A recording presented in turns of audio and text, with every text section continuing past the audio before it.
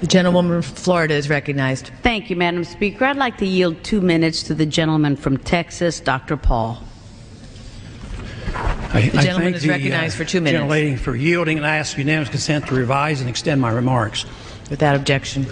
Madam Speaker, I rise in opposition to this resolution, not because I am taking sides and picking who the bad guys are and who the good guys are, but I'm looking at this more from the angle of being a United States citizen, an American, and I think resolutions like this really do us great harm.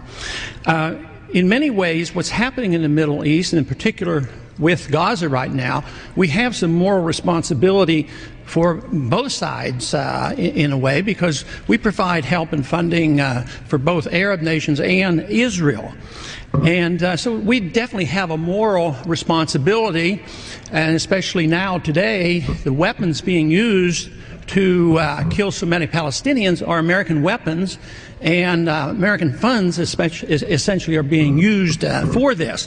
But there's a political liability which I think is something that we fail to look at, because too often there's so much blowback from our intervention in areas that we shouldn't be involved in. You know, Hamas, if you look at the history, you'll find out that Hamas was encouraged and really started by Israel, because they wanted Hamas to counteract Yasser Arafat. And you say, well, yeah, that was better then and served its purpose, but we didn't want Hamas to do this. So then we as Americans say, well, we have such a good system, we're going to impose this on the world. We're going to invade Iraq and teach people how to be Democrats. We want free elections. So we encourage the Palestinians to have a free election. They do, and they elect Hamas. So we first indirectly and directly through Israel help establish Hamas. Then we have election. Then Hamas becomes dominant, so we have to kill them. You know, it just doesn't make sense. During the 80s, you know, we were allied with Osama bin Laden.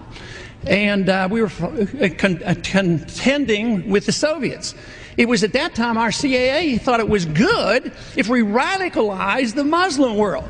So we financed the madrasa schools to radicalize the Muslims in order to compete with the Soviets. There's too much blowback.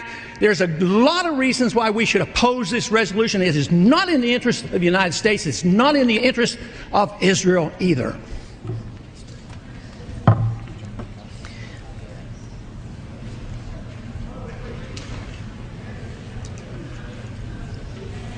If this were a dictatorship, it'd be a heck of a lot easier. Just so long as I'm the dictator.